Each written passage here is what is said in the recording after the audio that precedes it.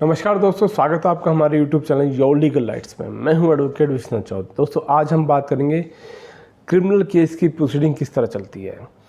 देखिए, criminal case की proceeding depend करता है कि केस का ट्रायल कौन सा है, लोअर ट्रायल मुकदमा है या सेशन ट्रायल मुकदमा है। अगर लोअर ट्रायल मुकदमा है तो कम से कम 4 से 5 साल केस का ट्रायल चलता है। सेशन ट्रायल मुकदमा है तो 2 से 2.5 साल के अंदर मुकदमा निबट जाता है। अब बात है कि काफ़ी लोगों के सवाल रहते हैं, सर अब आगे स्टेप क्या होगा, सर अब आगे स्टेप क्या होगा, अब क्या होगा, सर केस निकलेगा या रह जाएगा। इस तरह के काफ़ी जिज्ञासा रहती है लोगों को अपने मुकदमे के बारे में जानने की। लेकिन जो चीज़ 5 साल के अंदर होनी है उसको कोई 10-20 मिनट में कैसे से बता सकता है। अब क्या है कि लोगों को तसल्ली नहीं होती है, वो वकील साहब बताओ अब आगे क्या होगा। अब 5 साल का लेखा जोखा एक दिन में कौन रिप्रेजेंट कर दे उनके आगे।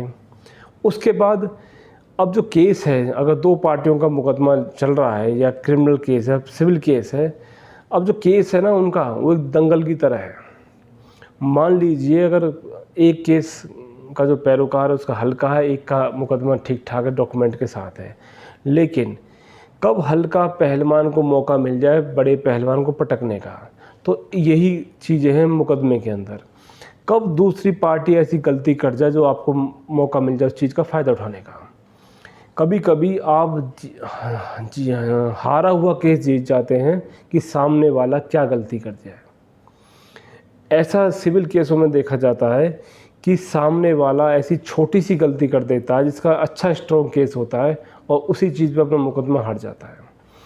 क्रिमिनल केस के अंदर भी अगर जो विटनेस गवाही के लिए आता है वो छोटी गलती कर जाता है। 138 के मुकदमे ऐसे होते हैं, पैसे का लेन देन होता है, लेकिन छोटी सी एक स्टेटमेंट में सारा केस खराब, यानी तलवार लटक जाती है। फाइलिंग के टाइम पे काफ़ी गलतियां हो जाती हैं। तो ये प्रोसीजर हैं जो समय के साथ साथ मौका मिलता है आपको अटेम्प्ट करने का। अब छोटे से शब्दों में अगर क्रिमिनल केस की प्रोसीडिंग को समझने की कोशिश करें, मान लीजिए सबसे पहले क्रिमिनल केस के अंदर क्या हुआ, थाने के अंदर दरखास्त आएगी, थाने के अंदर दरखास्त आ गई, मुकदमा दर्ज हो गया। मुकदमा दर्ज होने के बाद क्या होगा, बेल करानी होगी।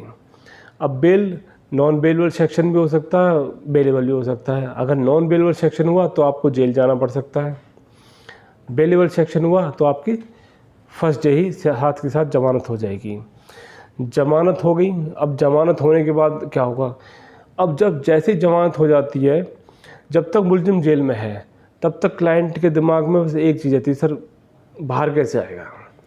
जैसे बाहर लाने के अलावा दूसरा कोई सवाल नहीं रहता। जैसे बंदा बाहर आ गया उसके बाद सर अब आगे क्या होगा, अब आगे क्या होगा, अब आगे क्या होगा। अब जैसे ही बेल हो गई, बेल के बाद क्या है कि इन्वेस्टिगेशन पूरी की जाएगी, चालान सबमिट होगा कोर्ट के अंदर, यानी जो अपराध किया है वो उसका लेखा जोखा केस डायरी कोर्ट के अंदर सबमिट की जाएगी। चालान सबमिट होने के बाद चार्ज फ्रेम होगा, कॉपी भी सप्लाई की जाएगी चालान की, फिर चार्ज फ्रेम होगा। अब चार्ज क्या है, चार्ज वो है जो हमने अपराध किया है उसका चार्ज फ्रेम होगा। इन सेक्शनों के आप दोषी माने गए हैं। अब उन सेक्शनों पे हम ट्रायल शुरू होगा। ट्रायल कैसे शुरू होगा, विटनेसेस होंगे, यानी चार्ज फ्रेम होने के बाद नोटिस कट जाते हैं गवाहों को कि भाई अब आप आना शुरू हो जाओ कोर्ट में, और जो अक्यूज़ यानी जो मुलजिम हैं उसके वकील साहब आपसे सवाल जवाब करेंगे, कब हुआ, कैसे हुआ, कहाँ हुआ, वो सारी चीज़ें उस चीज़ में आ जाएंगी। यानी 10 विटनेस होंगे, 15 विटनेस होंगे। अब वो ट्रायल शुरू हो जाएगा। ट्रायल यानी विटनेसों का ट्रायल, उनसे सवाल जवाब करने का ट्रायल। बीच में अगर कोई ऐसी चीज़ आती है तो उसकी अलग से एप्लीकेशन मूव हो जाएंगी। एविडेंस अगर है कोई नहीं, एप्लीकेशन लगा के हम ला सकते हैं, वरना फिर सारी गवाही होने के बाद एविडेंस क्लोज हो जाएगी। डिफेंस एविडेंस में आ जाएगा। कुछ है हमारे पास डिफेंस में लाना चाहते हैं, कोई विटनेस है, कोई फुटेज है, जो भी XYZ हमारे पास है, अगर लाना चाहते हैं दे सकते हैं, अगर नहीं है तो कोई बात नहीं। जो क्रॉस एग्जामिनेशन चलाए उसी पे हमारा केस आगे डिपेंड करेगा। क्रॉस एग्जामिनेशन कंप्लीट होने के बाद, डिफेंस आने के बाद फिर रह जाएगा आर्गूमेंट। आर्गूमेंट के बीच में एक दिन में आर्गूमेंट कर सुन लें जनाब, 2 दिन में सुन लें, 3 दिन में सुन लें, वो जनाब के ऊपर बात है कि कब तक आर्गूमेंट आपकी हो जाए। किसी किसी केस में 1-1 साल तक आर्गूमेंट नहीं हो पाती, हो जाती है तो 1-1 साल तक ऑर्डर ही नहीं होता।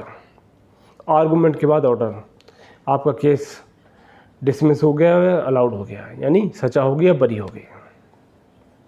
यानी छोटे से स्टेप्स में अब इसके अंदर मिसलेनियस एप्लीकेशनों का भंडार है। आप किसी भी स्टेज पे कोई भी एप्लीकेशन लगा सकते हो, और लाई करती है तो बिल्कुल अलाउड होगी। तो ये जो मिसलेनियस एप्लीकेशन का जो दौर है, ये आप चार्ज है किसी भी लास्ट स्टेज ऑफ जजमेंट पे भी अगर कोई सेक्शन हमें इम्प्लीमेंट कराना, ऐड कराना, वो भी हो सकता है। यानी एप्लीकेशन का जो दौर है वो कभी ख़त्म नहीं होगा, वो कभी भी आप ला सकते हो। यानी कुछ स्टेप की सिंपल सी प्रोसीडिंग है क्रिमिनल की, लेकिन मिसलेनियस एप्लीकेशन का दौर लंबा है, कभी भी किसी स्टेज पे कोई भी एप्लीकेशन आ सकती है। आशा करते हैं दोस्तों हमारे द्वारा दी गई जानकारी आपके काम आएगी। फिर एक नई जानकारी के साथ आपसे दोबारा मुलाकात होगी। तब तक के लिए नमस्कार, धन्यवाद।